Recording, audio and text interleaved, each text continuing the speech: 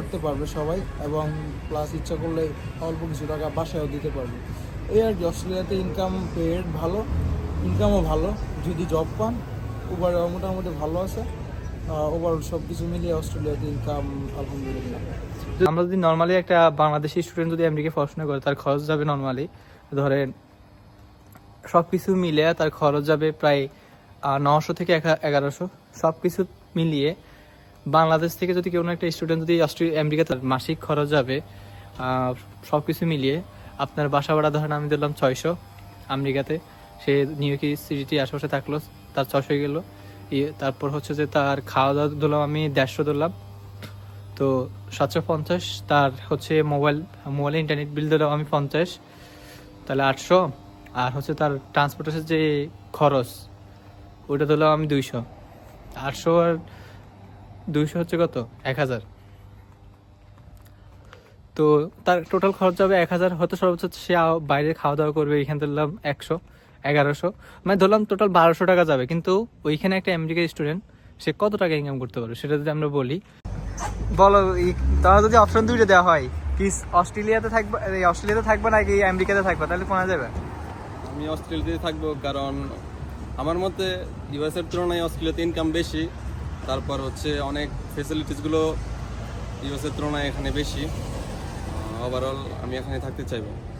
মানে ইউএসএ তো পিআর পাইতে গেলে মোটামুটি 10-12 বছর লাগে। হ্যাঁ, আর এখন বর্তমানে বাঙালিদেরকে যেভাবে ধাওয়াচ্ছে, শুধু বাঙালি না আর অনেক দেশের লোকদেরকে ওরা আসলে অবৈধ লোক যারা আছে বা ছোটোখাটো কোনো ভুল করলেও তারা দেশ থেকে মানে ব্যান করার চেষ্টা করতেছে। তো এদিক থেকে অস্ট্রেলিয়াতে যারা বাঙালি আছে আমরা, তারপর ইন্ডিয়ান, নেপালি অনেকে আছে, তারা মোটামুটি আমরা সেফ আছি, শান্তিতে আছে। আশা করি আমাকে যদি সুযোগ দেওয়া হয় দুই দেশে থাকার, তো আমি চুজ করবো অস্ট্রেলিয়া। অস্ট্রেলিয়া হ্যাঁ, আচ্ছা আচ্ছা। আর সেফটি সিকিউরিটির কথা যদি চিন্তা করি তাহলে অস্ট্রেলিয়া কেমন? অবশ্যই অস্ট্রেলিয়া বেস্ট, কারণ ইউএসএতে কদিন পরে পরে নিউজে দেখি যে এয়ারপোর্টে গোলাগুলি হচ্ছে, এআই সহকে গোলাগুলি করতেছে। তারপর এই জিনিসগুলো অস্ট্রেলিয়াতে খুবই কম, যদিও এমন না যে হয় না, হয় খুবই রেয়ার। তো সিকিউরিটির দিক থেকে আমি বলবো অস্ট্রেলিয়া বেস্ট। আসসালামু আলাইকুম গাইস, আশা করি সবাই ভালো আছেন। আজকের ভিডিওতে আমি অস্ট্রেলিয়া আর আমেরিকার সাথে কম্পারিজন করছি, কারণ আপনারা অনেক মেসেজ আর কমেন্ট করতেছেন যে ভাই অস্ট্রেলিয়া আর আমেরিকার সাথে একটা কম্পারিজন ভিডিও করেন, যে কোথায় ইনকাম বেশি, কোথায় পিআর সহজে পাওয়া যায়। সো আজকের ভিডিওটা আমি ডিটেলসে আলোচনা করছি। পার্ট 1 হচ্ছে অস্ট্রেলিয়া নিয়ে আলোচনা করছি, পার্ট 2তে হচ্ছে আমি আমেরিকা নিয়ে আলোচনা করছি। তো আপনারা পার্ট 1-2 একই ভিডিওতে পাবেন, আজকের ভিডিওতে পাবেন। সো প্রথমে দেখবেন অস্ট্রেলিয়া নিয়ে আলোচনা করা হয়েছে, পরে হচ্ছে আমার আমেরিকা নিয়ে আলোচনা করা হয়েছে। আপনার তাহলে দুই পার্ট যখন আপনার ভিডিওটা দেখবেন তাহলে বুঝতে পারবেন যে কোথায় পিআর ইজি, কোথায় ইনকাম বেশি।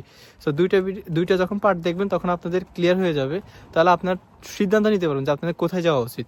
আপনাদের কি অস্ট্রেলিয়া আসা উচিত নাকি আপনাদের আমেরিকা যাওয়া উচিত, তাহলে আপনারা বুঝতে পারবেন, আপনার সিদ্ধান্ত নিতে পারবেন।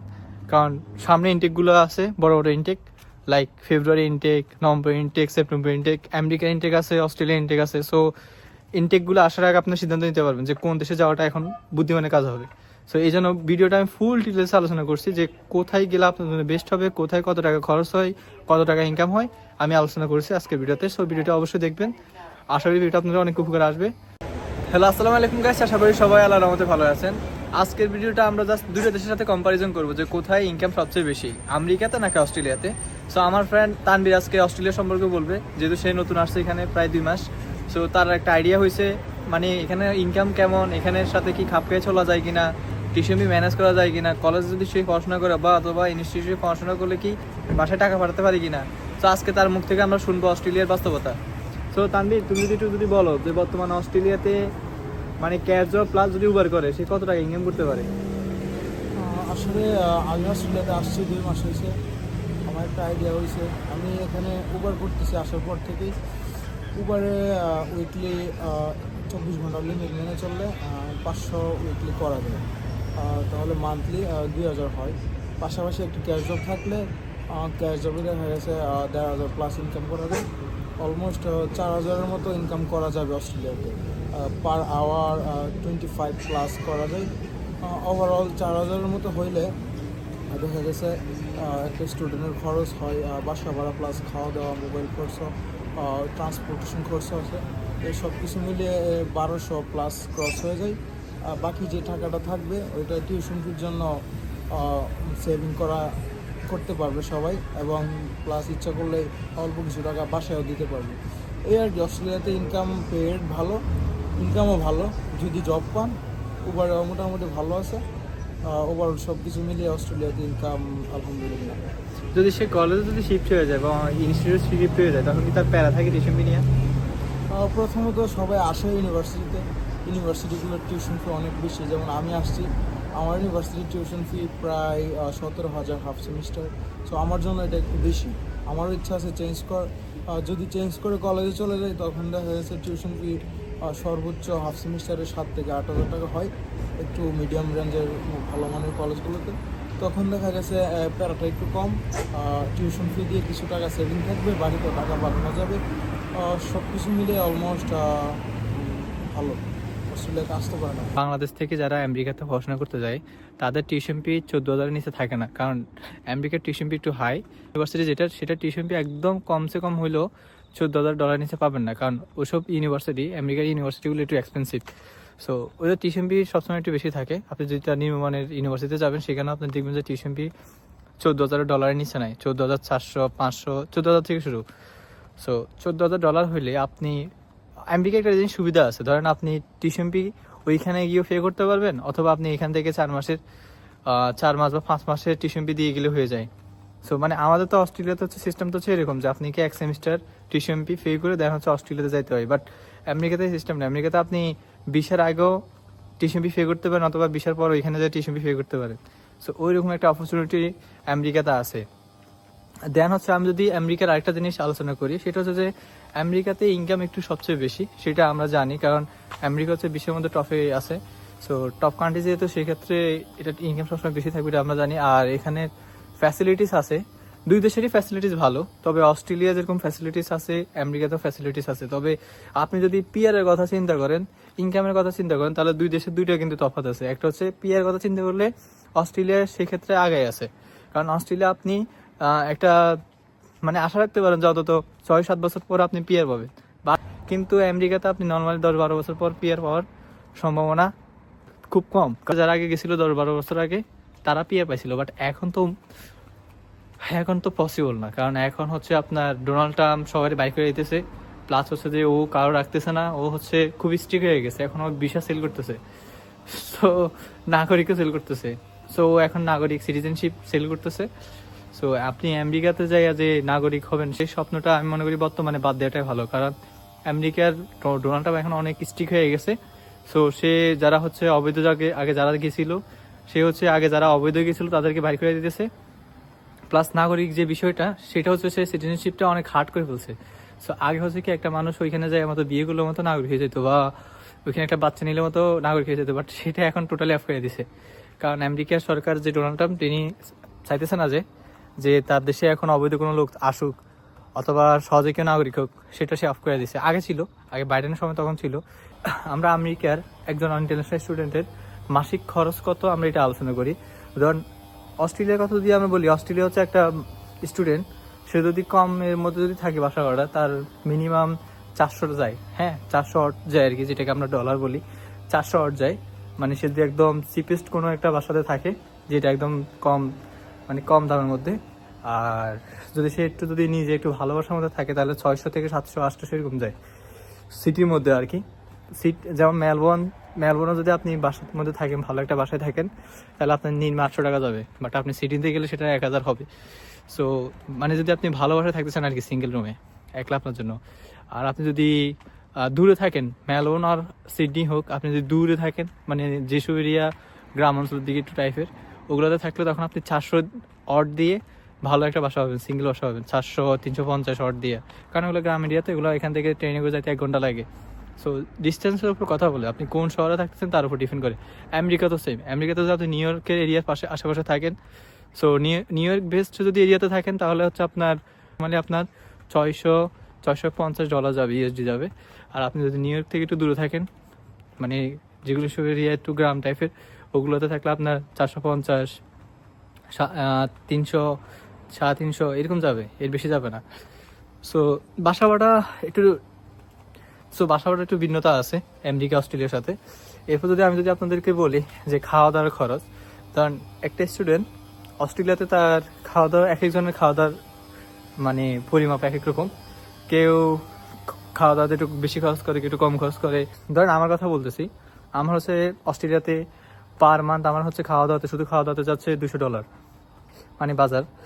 সো অনেকে হয়তো $150 যায়, অনেকে হয়তো $350 যায়, $300, এটা ডিপেন্ড করে কে কতটুকু খায় বা কার কতটুকু এক্সপেন্ড করে। সো আমেরিকাতে হচ্ছে কি ধরেন নর্মালি হচ্ছে আপনার 150 থেকে 250 এরকম যায়, মানে 150 থেকে 250 USD আপনার খাওয়া দাওয়াতে খরচ হয়। আর আমেরিকাতে হচ্ছে আপনার ট্রান্সপোর্টে যদি আমি ধরি, ওটা যদি আপনি মাসিক যদি ট্রান্সপোর্টের কথা চিন্তা করেন, যাতায়াতের খরচ, সেটা আপনার $110 থেকে $140 USD যাবে, যেটা আপনার হচ্ছে মাসিক খরচ যাতায়াতের ট্রেনে করে। আর অস্ট্রেলিয়ার কথা যদি বলি, অস্ট্রেলিয়া আপনি যদি ট্রেনে করে যান আপনার ইউনিভার্সিটিতে অন্যান্য কাজে, তো মাসিক খরচ যাবে আপনার প্রায় 130 বা 120 এরকম, এর বেশি যাবে না। সো বলতে গেলে সিমিলার, বলতে গেলে ট্রান্সপোর্ট আমেরিকারটা আর অস্ট্রেলিয়ারটা যাতায়াত খরচটা সিমিলার, বাট টাকার একটু মান ভিন্ন। বাংলাদেশের টাকা যদি আমি হিসেব করি সেক্ষেত্রে একটু পরিমাপটা ভিন্ন। আমেরিকার অস্ট্রেলিয়ার টাকার মানের একটু ভিন্নতা আছে, কারণ আমেরিকার হচ্ছে $1 সমান হচ্ছে আপনার 122 টাকা সামথিং, আর অস্ট্রেলিয়ার $1 সমান হচ্ছে 80 টাকা সামথিং।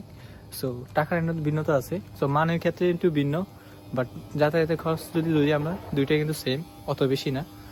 আর দেন হচ্ছে আমরা যে সেকেন্ড পয়েন্টের কথা বলবো, সেটা হচ্ছে যে আপনার বাসা ভাড়া গেল, তারপর যাতায়াত খরচ গেল, আপনার হচ্ছে সিম খরচ, অন্যান্য খরচ আছে। তো সিম টিমে নর্মালি হচ্ছে অস্ট্রেলিয়াতে যায় হচ্ছে আপনার $50-55 এরকম যায়, কেউ আবার $40 খরচ করে।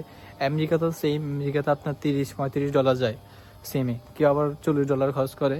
তো এটা ডিপেন্ড করে কে কতটুকু নেট ইউজ করতেছে। আমরা যদি নর্মালি একটা বাংলাদেশি স্টুডেন্ট যদি আমেরিকায় পড়াশোনা করে, তার খরচ যাবে নর্মালি ধরেন সব কিছু মিলিয়ে তার খরচ যাবে প্রায় 900 থেকে 1100, সব কিছু মিলিয়ে। বাংলাদেশ থেকে যদি কোনো একটা স্টুডেন্ট যদি আমেরিকাতে, মাসিক খরচ যাবে সব কিছু মিলিয়ে আপনার বাসা ভাড়া ধরেন আমি দিলাম 600 আমেরিকাতে, সে নিউ ইয়র্ক সিটির আশেপাশে থাকলো, তার 600 গেল। তারপর হচ্ছে যে তার খাওয়া দাওয়া দিলাম আমি 150 দিলাম, তো 750। তার হচ্ছে মোবাইলে ইন্টারনেট বিল দিলাম আমি 50, তাহলে 800। আর হচ্ছে তার ট্রান্সপোর্টের যে খরচ ওইটা দিলাম আমি 200। 800 আর 200 হচ্ছে কত, 1000। তো তার টোটাল খরচ যাবে 1000। হয়তো সর্বোচ্চ সে বাইরে খাওয়া দাওয়া করবে, এখানে ধরলাম 100-1100, মানে ধরলাম টোটাল 1200 টাকা যাবে। কিন্তু ওইখানে একটা আমেরিকার স্টুডেন্ট সে কত টাকা ইনকাম করতে পারবে সেটা যদি আমরা বলি, এখন দেখেন অস্ট্রেলিয়াতে হচ্ছে আপনি 24 ঘন্টা কাজ করতে পারবেন, কিন্তু আমেরিকাতে আপনি 24 ঘন্টা কাজ করতে পারবেন না। এখানে আপনাকে হচ্ছে 20 আওয়ার্স কাজ করার পারমিট দিবে। সো আপনি 20 আওয়ার্স কাজ করতে পারবেন, সেক্ষেত্রে হচ্ছে আপনি 20 ঘন্টা যদি কাজ করতে পারেন। সো 20 ঘন্টা হচ্ছে আপনার প্রতি উইকে, ওরা আপনি যদি প্রতি উইকে জাস্ট ফুড ডেলিভারি দেন আমেরিকাতে, অথবা আপনি যদি কোনো একটা জব করেন, সেটা হচ্ছে যদি কোনো কনভেনিয়েন্স স্টোরে অথবা রেস্টুরেন্টের কোনো কিচেন হ্যান্ডে জব করেন, অথবা আপনি যদি কোনো সুপার শপে আপনি যদি ম্যানেজার হন, যে কোনো একটা জব যদি করেন অ্যাজ এ স্টুডেন্ট হিসেবে, সো সেক্ষেত্রে আপনি পার উইক ইনকাম করতে পারবেন 650 থেকে 750 এরকম। কেউ আরও বেশি ইনকাম করে, এটা ডিপেন্ড করে সে কীরকম জব করতেছে, কীরকম পে রেট তার দিচ্ছে। সো আমেরিকাতে নর্মালি হচ্ছে পার উইক আপনার ইনকাম হচ্ছে 650 থেকে 750 এরকম হয়ে থাকে। কারণ আমার একটা ফ্রেন্ড ওইখানে আছে নিউ ইয়র্কে, সে এখানে স্টাডি করে, তো আমি তার থেকে জিজ্ঞেস করলাম যে সে কত টাকা ইনকাম করে। তো সে জাস্ট ফুড ডেলিভারি দেয়, সো আবার লুকে একটা জব করে, যেটা আমরা ক্যাজুয়াল অস্ট্রেলিয়াতে করি। সো ওইটার সহ তার পার উইকে ইনকাম আসে প্রায় 1200 মতো। নর্মালি আমেরিকাতে ইনকাম করতে পারে $2800।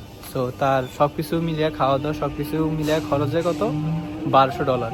সো এখন $1200 যদি তার $2800 থেকে যদি আমরা মাইনাস দিই, যে তার সব কিছু মিলিয়ে খরচ যাচ্ছে $1200, সে ইনকাম করা হচ্ছে $2800 শুধু লিগেল হয়েছে, জাস্ট ক্যাজুয়াল জব করে, তাহলে তার থাকে $1600। এখন $1600 তার সেভিং হয়। সো সেই $1600 সেভিংস করতে পারে। এখন আপনি $1600 যদি আপনি সেভ করেন প্রতি মাসে, প্রায় আপনার 6 মাসে কত, 6 মাস হচ্ছে 6000, প্রায় 8,000-এর মতো হয়ে যায়, 8,000 সামথিং হয়ে যায়। তো আপনার যদি টিউশন ফি যদি হয় 14,000 এক বছরে, তাহলে আপনার 16,000-17,000-এর মতো চলে আসে। সো দেওয়া যায়, ইজিলি টিউশন ফি দেওয়া যায়। বাট একটা ক্যাজুয়াল জব করে $7,000 পার ইয়ার ইনকাম করতে পারবেন। এখন এর পাশাপাশি যদি আপনি একটা ক্যাজ জব ম্যানেজ করতে পারেন, তাহলে আপনার ইনকাম আরও বেশি, তখন আপনার 22,000 চলে যাবে। সো আমেরিকাতে মোটামুটি মানুষ গেলে ইনকাম করতে পারে ভরপুর। এটা মানুষের উপর ডিপেন্ড করে যে সে কী ধরনের জব করতেছে, কয় ঘন্টা জব করতেছে, তার উপর ডিপেন্ড করে সে ইনকাম করে। সো কারো বেশি কারো কম, এটা পার্সন টু পার্সন ভ্যারি করে। সো আমেরিকা অস্ট্রেলিয়া দুটো যদি কম্পেয়ার করি, ইনকামের দিকে অবশ্যই আমেরিকা এগিয়ে আছে, আর পিআরের কথা চিন্তাগুলো অবশ্যই অস্ট্রেলিয়া এগিয়ে আছে। আপনারা সিদ্ধান্ত নেন যে আপনারা কোন দেশে যাবেন। আমি দুইটা দেশে আলোচনা করলাম, দুই দেশ নিয়ে কম্পারিজন করছি যে আপনাদের যাতে বুঝতে সহজ হয়। তাহলে এখন আপনাদের সিদ্ধান্ত, ভালো করে চিন্তা ভাবনা করে সিদ্ধান্ত নেবেন, কারণ আপনার একটা সিদ্ধান্ত আপনার লাইফ চেঞ্জ করতে পারে, আবার আপনার একটা ভুল সিদ্ধান্ত আপনার লাইফ ধ্বংস করতে পারে। আর আজকে খুব ঠান্ডা পড়তেছে, ঠান্ডা মানে মেলবোর্নে এখন শীতকাল আসে নাই, বাট প্রচুর ঠান্ডা। এই ঠান্ডাতে মানে গলা টলা সব বসে যায়, আবার হচ্ছে আপনার মুখে দিয়ে সাউন্ড বাইর হয় না, কারণ ঠান্ডাতে সব কিছু লক হয়ে যায়, মানে এত বেশি ঠান্ডা, এটা বলার বাইরে। তো সবাই ভালো থাকেন, দেখাবো নেক্সট ভিডিওতে। আল্লাহ হাফেজ, আসসালামু আলাইকুম।